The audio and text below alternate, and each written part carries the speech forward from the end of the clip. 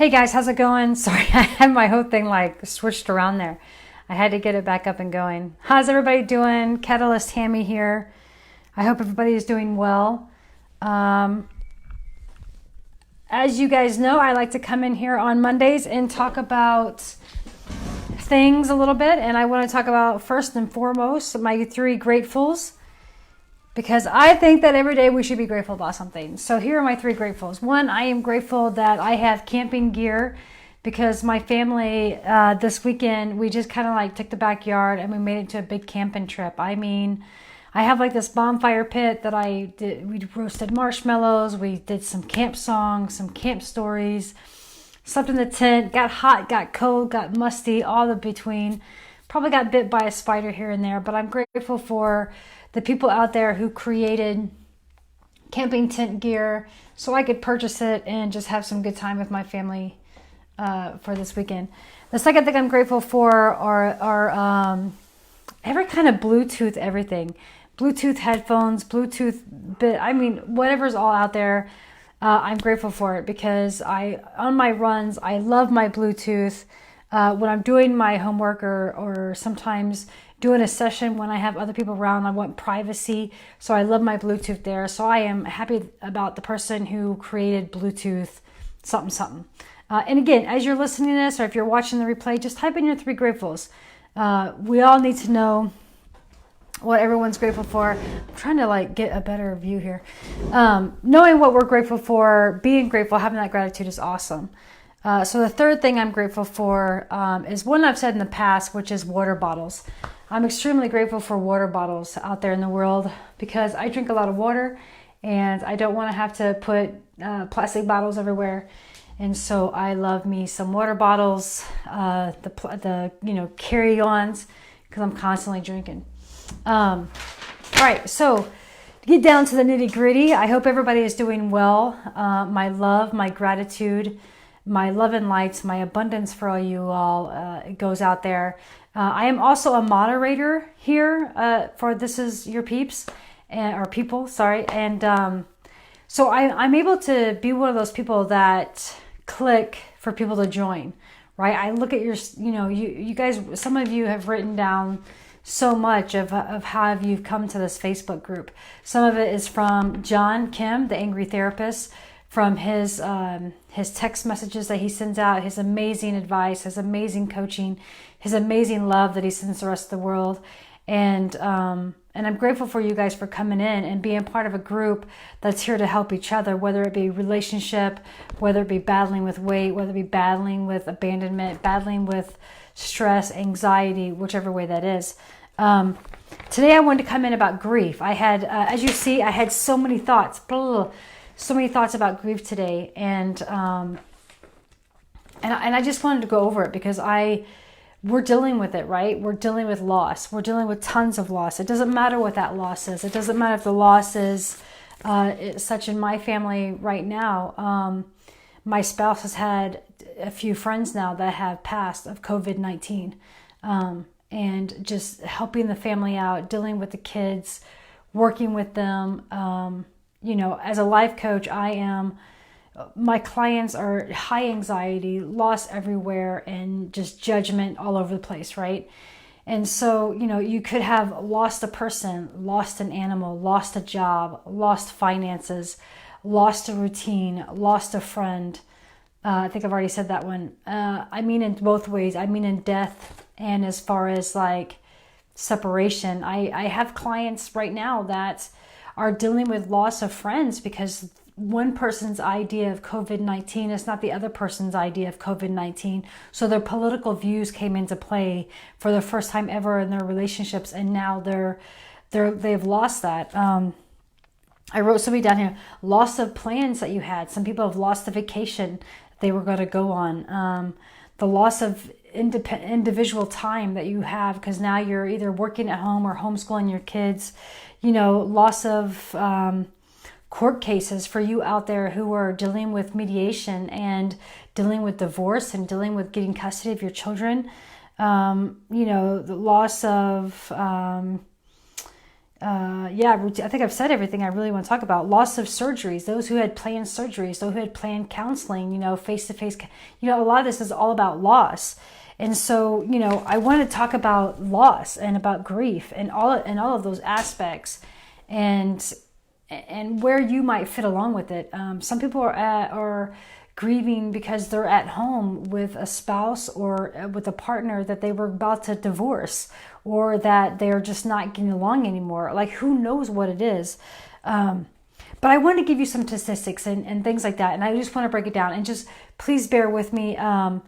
I usually don't say that, but I'm saying it today because my thoughts are everywhere about grief right now, especially going through it myself. And just being just reality of everything, right? So here we go. And please, if you want to comment or add something below, we would love to hear it. Let's chat about this. This is a very serious situation going on. This is a very serious emotion that we have, grief is. And so I'm just going to read a few things that I have and just discuss. All right. So did you know that most people are either upset that they are not grieving the right way, or they're upset because they're judging others for not grieving the right way? What I mean by that is grief is a thought, right? Death is an emotion. But saying that grief is a thought is the sense that we oftentimes judge ourselves on how we're grieving, when to grieve, how long to grieve, what to grieve, or we're judging others because they're not grieving enough. Of course, there's stages of grief, right? You could Google right now stages of grief, right? And you've got the typicals of, like, what are they? Shock, denial, guilt, anger, depression, reflection, reconstruction, turning the time. There's stages of grief, right? But I don't quite believe that. And work with me here. As a life coach, as a person who's dealt with grief, as a person who helps guide others through their grief, there's stages because there's so many emotions, but how you think is how you feel, and how you feel is going to be how you act. So grief is a thought that you're giving. If you're thinking, okay, how am I feeling? You're like, okay, I'm angry. So you're going to give that thought, right? And so, there are thoughts and emotions that come during grief, and the feeling of grief. There's pain, right? There's absolute pain, and then there's that action of grieving. Suffering, which is created by our thoughts, right? Suffering is created by our thoughts, and we make grief last longer, or want it to be harder than what it is. And the reason why I say that is because should be no time on grief. There's no time. I know that there have been, some of my clients have said to me, and I've said it to myself, and family members have said it to me, that have said, just give it time. Everything will heal in time. And I'm like, no. Everything heals when we begin to come in with ourselves, with our thoughts. We begin to wrap our mind around things, right? Work through is the judging we give ourselves on whether or not we're doing it right. We talked about that before. You always start with this should have, and would have, like, oh, I should have spent more time with that person, or I should have been more involved in the planning process of my job before I lost it, or I wish I would have lost weight so I could go out and play with my kids because I lost that time with them. Whatever it may be, the should and woulds, are again that thought that comes up, and we begin to judge ourselves with grief. Grief is unique for everyone. That is first and foremost, and I hope you all know that. I put down here that our thoughts go into this natural of order process, right? When something happens to us and we've lost something and we're grieving it, we always think it should go into this natural process of how we should grieve and what we should do. And I'm telling you, newsflash, all right? There is no natural order for grief. There's just not. There's no natural order for grief. It is it is your process. Each of us is unique in that process. And we could grieve so many different things. Like we talked about before, we talked about all kinds of multiple things of grief. It doesn't have to be death. It could be just a loss of something, a loss of sense of self could be something that we grieve as well. And no loss is greater than the other. And I think that's one thing about grief that we often judge ourselves and others on, is that there's no loss that is greater than it. The loss of your child is equal to the loss of someone else's cat. The loss of your job is the same as the loss of someone's, car. Maybe they got in a car accident and their car got totaled. That loss, every loss is equal to the same as each other, because we're all unique in how we grieve that loss, right? I'll give you an example, right? And this is a very personal subject for me. Oh, wow. See, and this is about timing, right? We talked about timing and how long it takes to grieve, and there is no time limit. My story is I lost my brother as a teenager. My brother died. He was 22. He was a beautiful, beautiful day, and he was putting an antenna on top of his house to get better TV reception. And a bolt of lightning came down and just struck him dead. So here I am. That happened when I was 13. I'm 42 now, and there's no time of how long I want to grieve my brother. And the shouldism, what is everywhere. The should have spent more time with him. I should have told him I loved him so much, and I should have done all of this. But the thing about it is that I have other brothers and sisters, right? And they all grieve differently. I have a twin. Her grief was just immediate shock, immediate tears falling, immediate just, how am I going to carry on? My brother's was just complete anger. He went straight to the anger. Everybody was unique in how we were grieving my brother's loss in this moment. And for me, I was still. I was very calm. I wasn't in denial because I understood what was happening. But I also knew that I was the strength of our siblings. I was the one who was motivating others, constantly there for them. I mean, probably that's why I became a life coach, right? So I didn't cry. I didn't get angry. I didn't mope. I didn't feel sad. I just was there. And because of those actions, because of the action and the judgment of my stepmother, who thought what the fuck was wrong with her for not grieving her brother, she thought there was something wrong with me. She thought I was mentally unstable. She thought that I was like bipolar or something. I don't know what. But then, she just sends me along and just to the depression center because she thought I was not dealing with my grief of my brother, but I was. I was just doing it in my own unique way. And because of that judgment, because of her reaction to how I was grieving, she responded with a way of telling me how I should grieve, which makes things 10 times harder, right? Someone telling you how to grieve, it's like a slap in the face, is it not? I mean, hit the thumbs up if you agree to that. I don't believe it's about time. It's what you do with that time. It's what you do with that time that matters. However long it takes, right? I mean, as you see, I'm still very emotional about my brother. Very emotional. And I think most part of it is that it saddens me still today because he wasn't able to live life. He wasn't able to know all the things that I know, live through the things that I've done. And I think that's what saddens me about it the most. But it's not about time. It's not about time heals everything. It's not about time that makes it all better and things like that. It's what you do with that time. Because I'll tell you this right now. The moment of calm will help you deal with grief.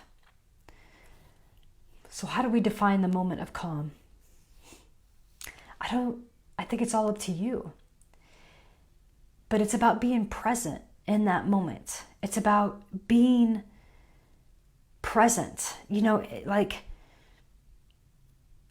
It's almost as if instead of going into that moaning and that deep, dark depression or that deep, dark area of grief, it's about being in the moment and being present and knowing what that moment is meaning to you, what that moment is saying to you. Like with COVID-19 right now, yes, some people have lost their jobs. Some people has lost loved ones to this. Some people just lost people just because. Some people have lost their routine.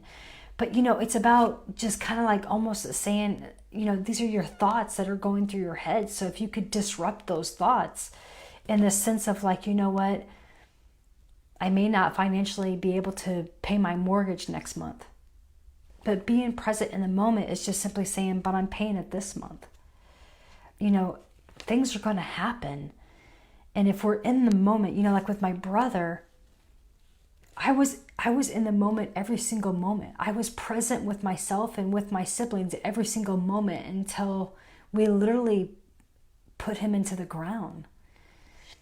And being present meant showing up for myself. Being present meant giving myself self-love and self-care, giving myself the ability to look at that thought and say, okay, thought, I see you're here.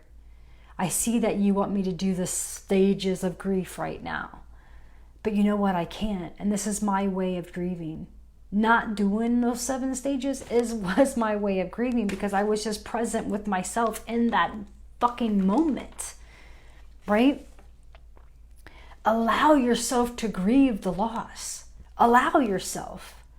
You don't have to hold anything back. You don't have to check the boxes of the stages of grief. You don't have to just allow yourself to grieve in any way that you want. If you're going to go off on somebody, remember to be in the fucking moment.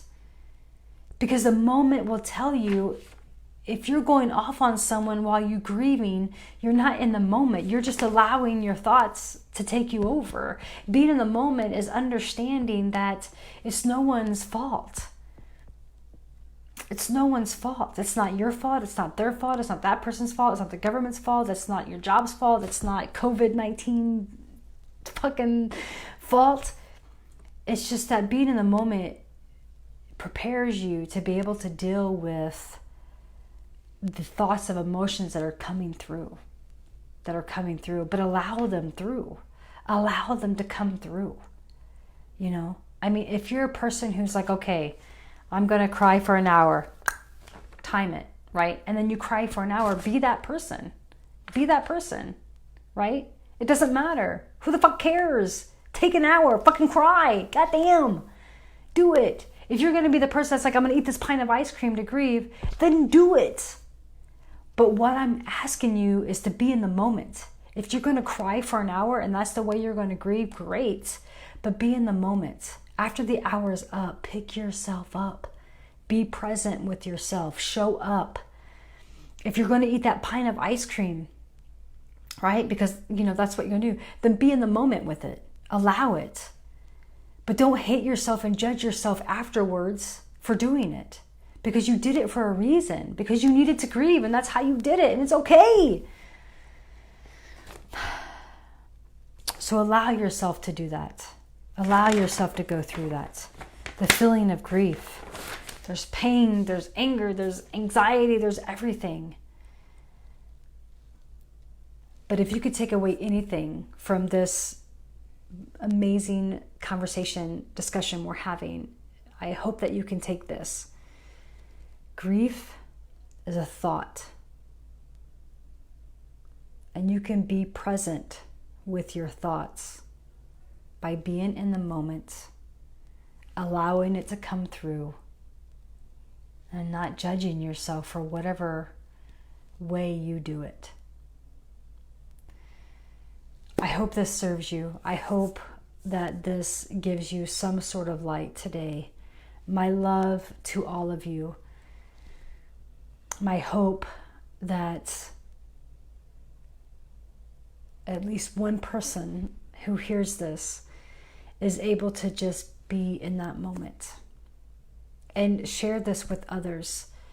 Share these thoughts with others. I thank you so much for being here. Continue to love yourself. Continue to know that